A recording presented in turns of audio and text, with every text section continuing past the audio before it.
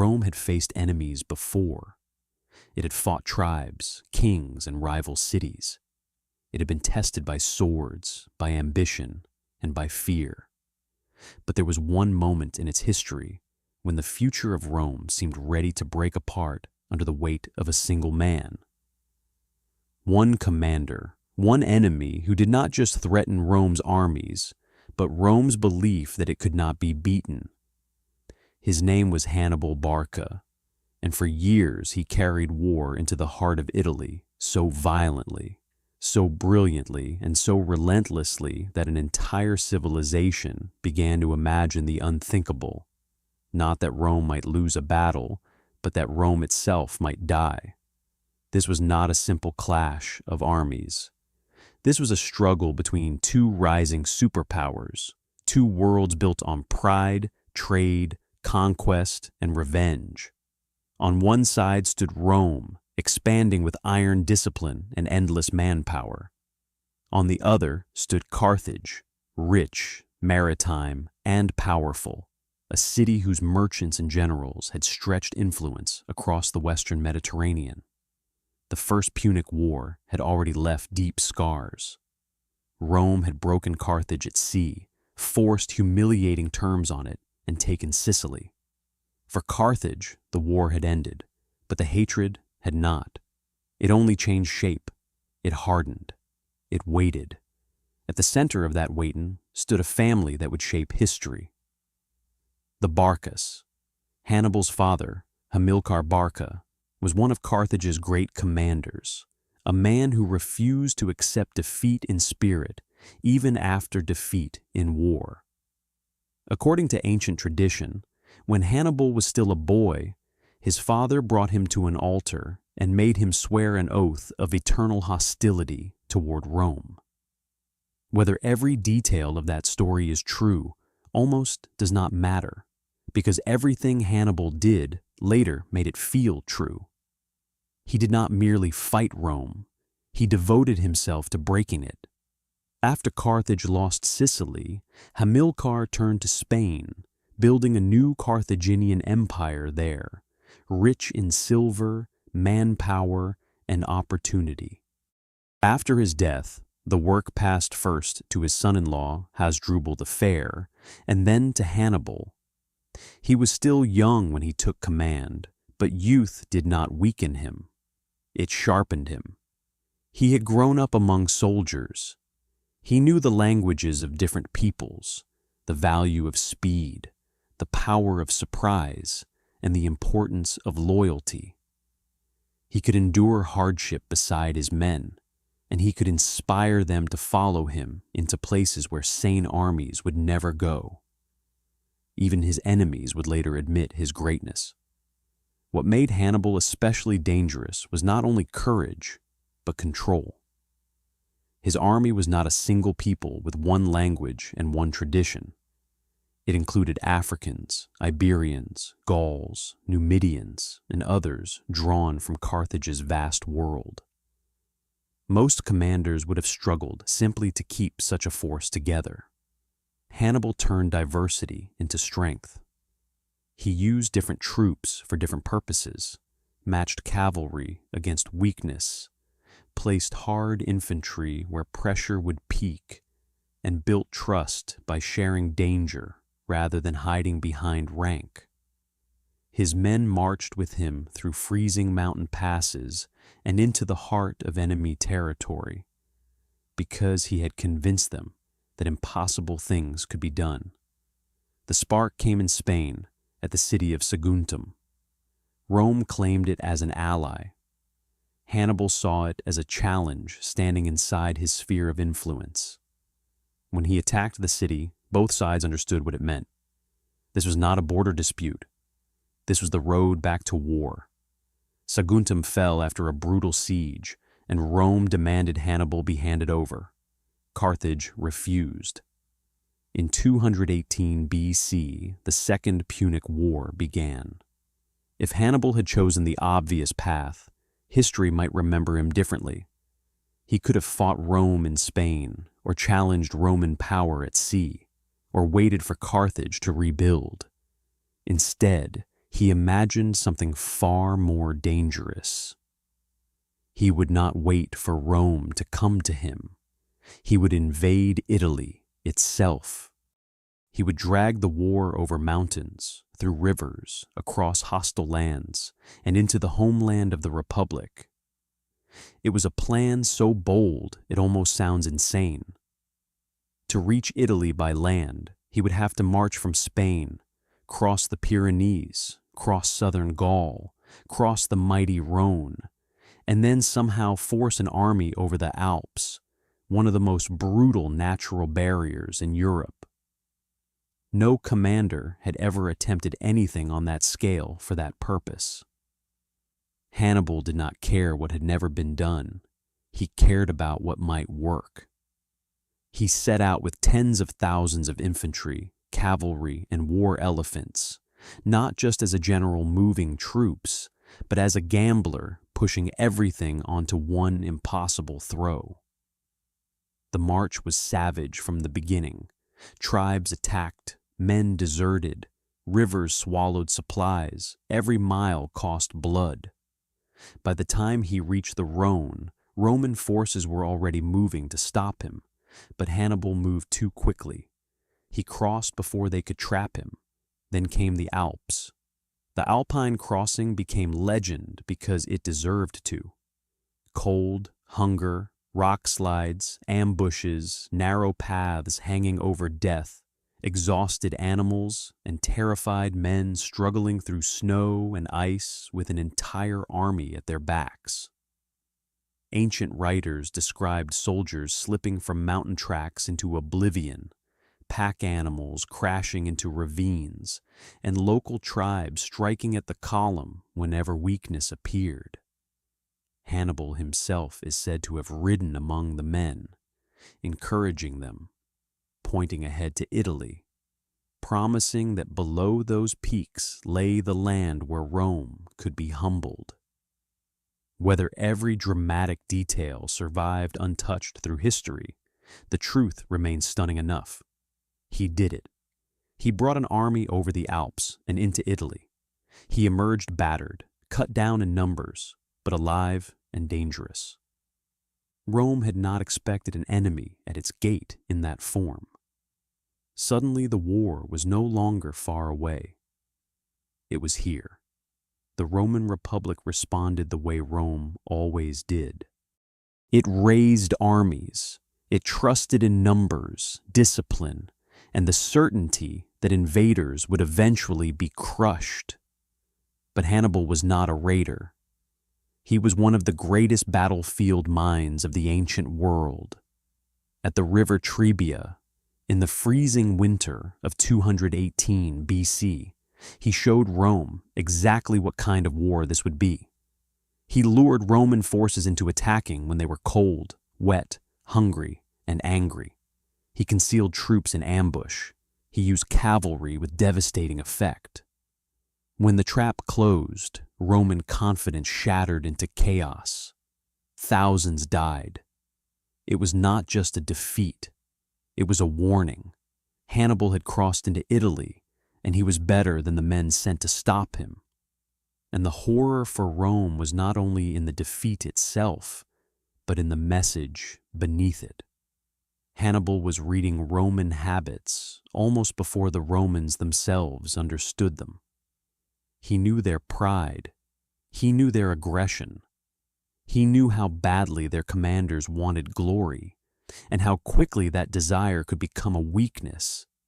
He let Roman impatience become part of his weapon. Every victory taught him more about the enemy, and every Roman mistake made him more terrifying.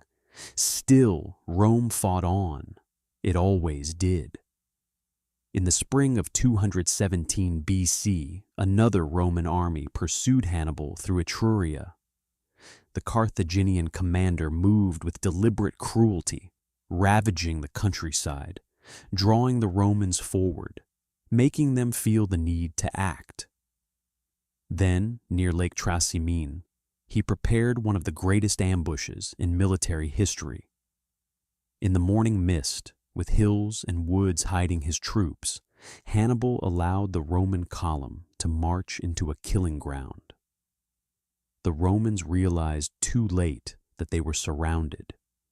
Attacked from multiple directions, trapped between enemy steel and the waters of the lake, many were slaughtered where they stood.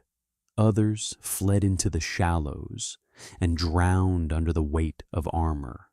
A Roman consul died there. Entire formations disappeared in fog, confusion, and terror. It was a disaster so complete that even in a brutal age it stood out. Panic spread through Rome. This was no ordinary enemy, so the Republic turned to an extraordinary answer. Quintus Fabius Maximus was appointed dictator, and he chose a strategy that seemed cowardly to many Romans, but may have saved the state. He refused to give Hannibal the massive battle he wanted. Instead, Fabius shadowed him, blocked supplies, harassed foragers, avoided traps, and slowly wore him down. It was maddening. Romans mocked him as cunctator, the delayer. But Fabius understood what others did not. Hannibal was strongest when Rome rushed blindly at him. If Rome fed him battle after battle, Rome might feed him victory after victory as well. Yet delay is hard for proud nations and hard for proud men. Roman patience cracked. In 216 BC, determined to crush Hannibal once and for all, Rome assembled one of the largest armies it had ever fielded.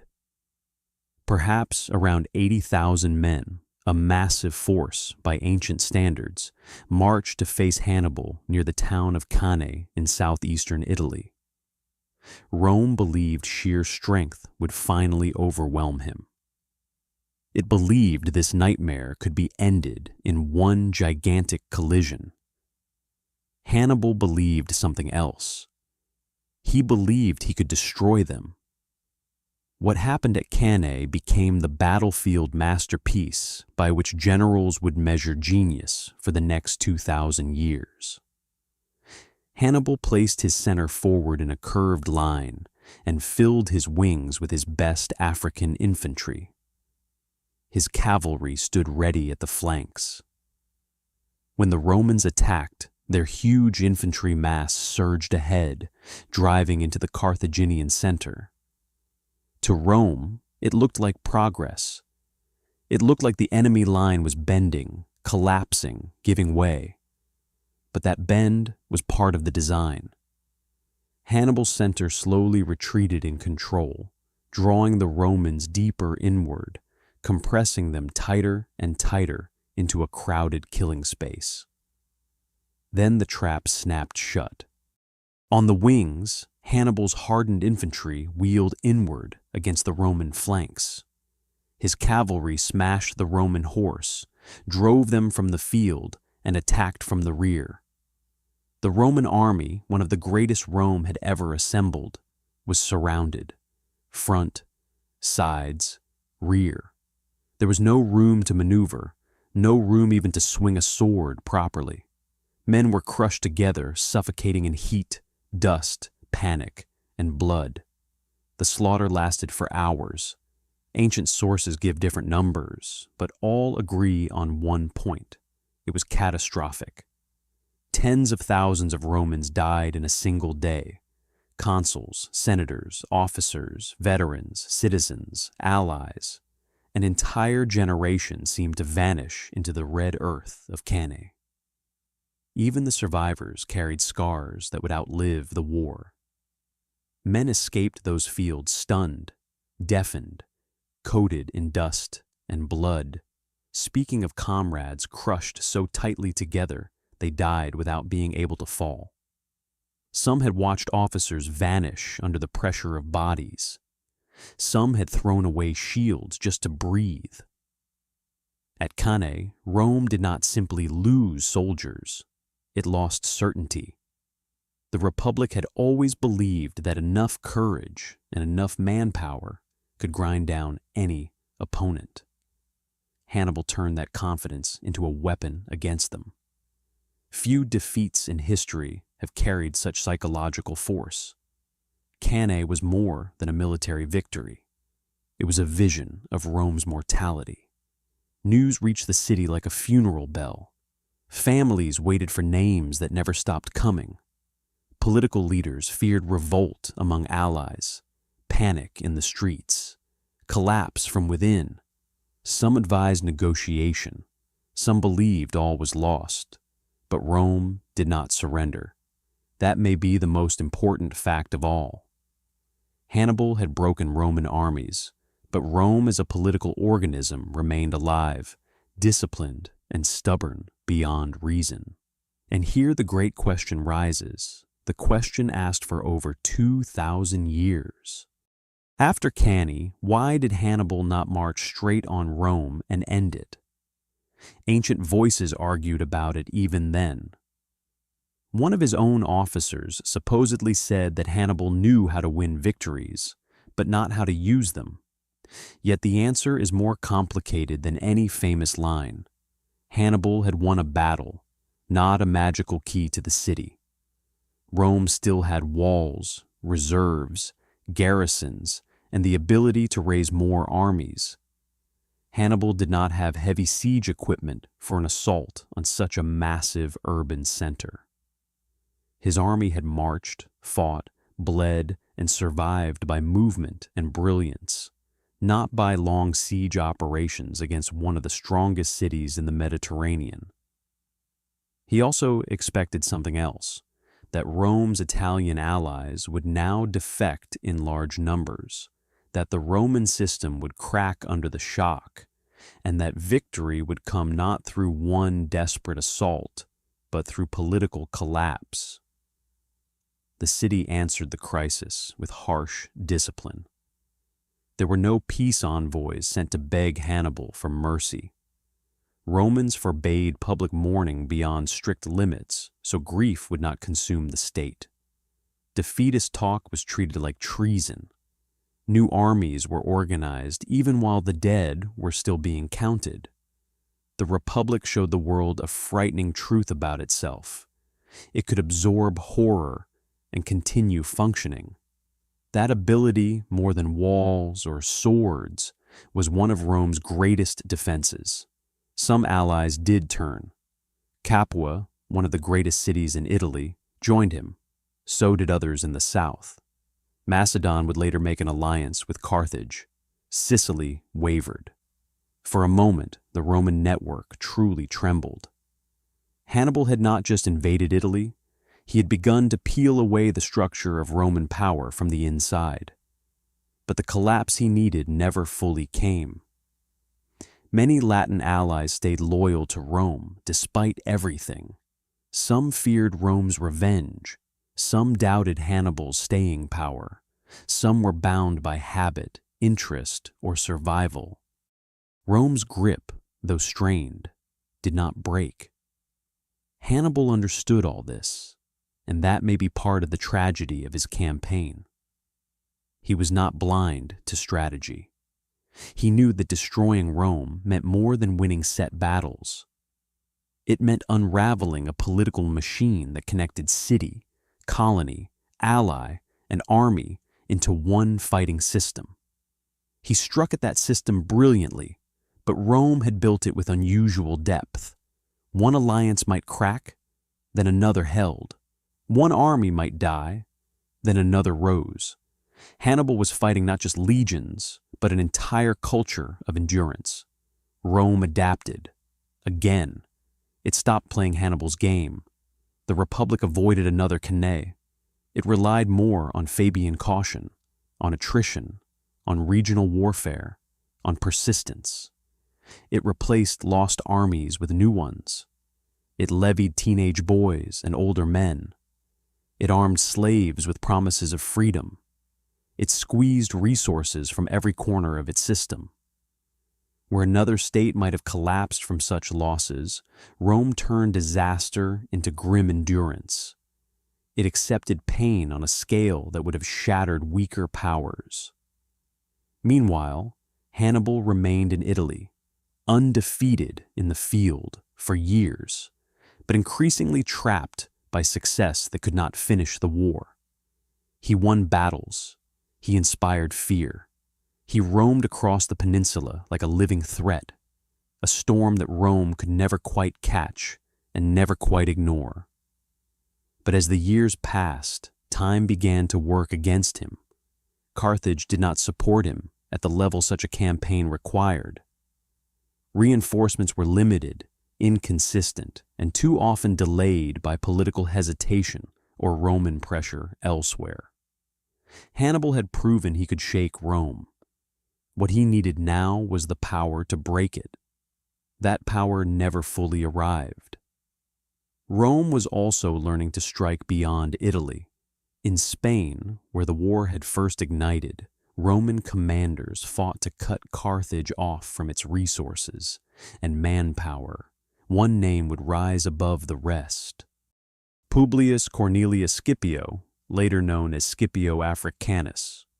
Young, daring, and intelligent, Scipio understood that defeating Hannibal required more than simply surviving him. Rome had to destroy the wider Carthaginian position. In 209 BC, Scipio captured New Carthage in Spain, a brilliant blow that disrupted Carthaginian control and boosted Roman morale. He combined speed, leadership, and flexibility in ways that felt almost like an answer to Hannibal's own style. Even so, the danger remained real. Hannibal's brother, Hasdrubal, marched from Spain toward Italy, hoping to join forces with him. If the two Barcid armies united on Italian soil, Rome might face a catastrophe even after years of struggle. For the Republic, stopping that union became a matter of survival. In 207 BC, at the Battle of the Metaurus, Roman forces intercepted Hasdrubal and defeated him. He was killed. According to grim tradition, his severed head was thrown into Hannibal's camp. Whether told with perfect accuracy or not, the story captures the horror of the moment. Hannibal, the man who had carried war into Italy, now faced the truth that his best hope of reinforcement was dead. That was the turning point in spirit, if not yet in final outcome. Hannibal remained formidable, but the strategic tide had shifted. Rome was no longer merely surviving. It was tightening the net. In Italy, it recovered key allies. It besieged and punished defectors. Capua fell and paid dearly for its betrayal. In Sicily, Roman efforts reasserted control. In Spain, Carthaginian power weakened. The war that Hannibal had once driven deep into Rome's heart was spreading back toward Carthage's own empire. Scipio then made the bold move that changed everything. He proposed carrying the war to Africa itself. If Carthage faced invasion at home, it might be forced to recall Hannibal from Italy, ending the long nightmare on Roman soil. Many Romans were cautious. Some feared risk. But Scipio got his chance. He invaded North Africa, built alliances with Numidian leaders, and struck hard. Carthage suddenly faced the same terror it had unleashed years before. The enemy was no longer far away. The enemy was at the gate. And so, after more than a decade in Italy, Hannibal was called home. Think about what that means. For years, he had haunted the Roman imagination. Mothers had frightened children with his name. Senators had measured policy against his shadow. Armies had marched, died, and reformed because of him. Entire landscapes of Italy had felt the movement of his campaign. And now, after all of it, he left not because Rome had beaten him cleanly in battle on Italian soil, but because the war had moved to the place he could not ignore, Carthage itself. It was one of history's bitter ironies. The man who had nearly destroyed Rome had to return home to save his own city. The final confrontation came in 202 BC at Zama. By then, both commanders understood what stood before them. Hannibal was still one of the greatest generals alive. Scipio was the rising Roman master who had survived the school of catastrophe. The battle would not look like Trebia, Trasimene, or Cannae. This was a different war now, shaped by years of adaptation. Hannibal had elephants, infantry, and experience. Scipio had disciplined legions, allied Numidian cavalry, and the confidence of a commander who had studied his enemy well. When the battle began, Hannibal sent his elephants forward, hoping to disrupt Roman lines. Scipio had prepared for this. Roman troops opened lanes, used noise and missiles to confuse the animals and reduce their impact. Then the infantry engaged. It was hard, brutal fighting between veterans and survivors of one of the greatest wars of the ancient world. For a time, the issue remained uncertain, but cavalry would decide it, just as cavalry had often decided much under Hannibal. Only now it was Roman and allied horse that gained the advantage. Returning to the field at the crucial moment, they struck Hannibal's forces from behind. At Zama, the encirclement that Hannibal had once perfected turned against him. Carthage lost. Hannibal was defeated. The war ended with harsh terms. Carthage surrendered territory, ships, money, and freedom of action. Rome emerged not merely alive, but transformed. It had stared into the abyss and survived. It had faced an enemy of extraordinary genius and refused to yield. That survival would shape the future of the Mediterranean. Rome would go on to dominate the Western world. Carthage, though not yet erased from existence, would never recover its former power. But if the story ended only with Roman triumph, we would miss why Hannibal still matters.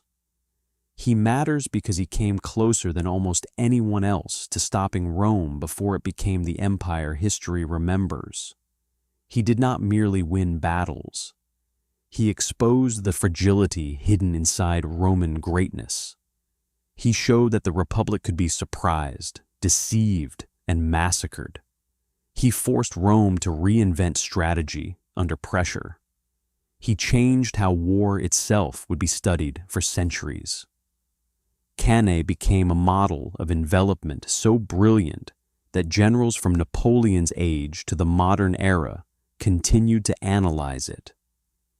His Alpine crossing became a symbol of impossible resolve. His Italian campaign became the nightmare standard for what one commander could do with intelligence, daring, and relentless will.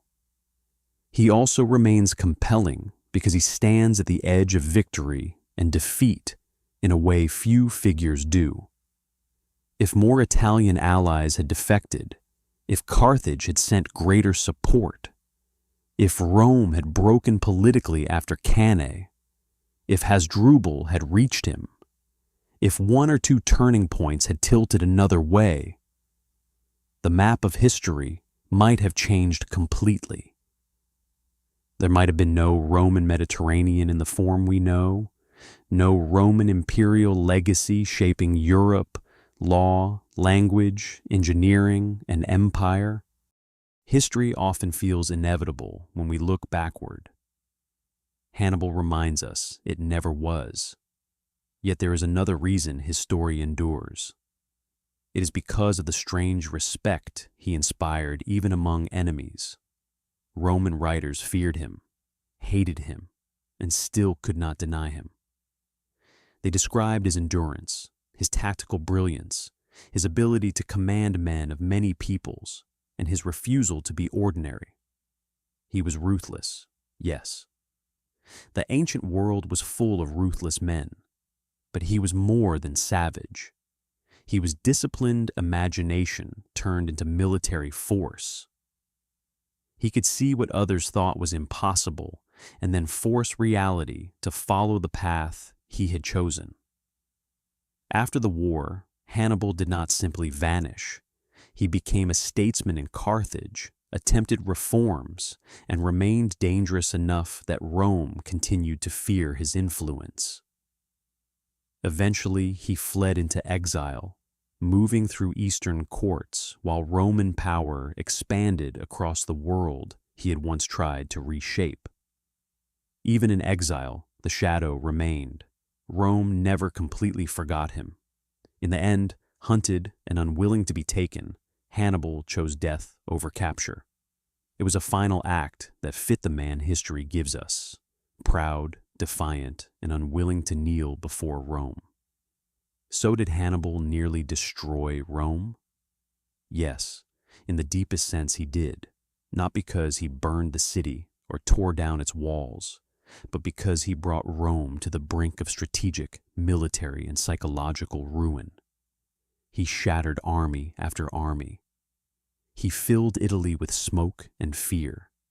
He proved that Roman power could be broken in the field on a scale almost beyond belief. For a moment, after Cannae especially, the Republic stood closer to collapse than later generations like to admit. The impossible became visible. Rome could fall. And yet the final lesson is not only about Hannibal's greatness. It is also about Rome's terrifying resilience. Any other power might have made peace after Trebaia. Many would have sued for terms after Trasimene. Most would have broken after Cannae. Rome did none of those things. It refused surrender, accepted unbearable losses, changed its methods, expanded the war, and kept fighting until even Hannibal could no longer shape the outcome. In a strange way, the man who nearly destroyed Rome also helped create the Rome that would dominate the ancient world, because surviving him hardened the Republic into something even more relentless. That is what makes this story so powerful. It is not just a tale of victory or defeat. It is the collision of two extraordinary forces, one commander of almost unmatched genius, and one republic too stubborn to die. Hannibal marched over mountains to humble a civilization. For years, he succeeded beyond what anyone thought possible.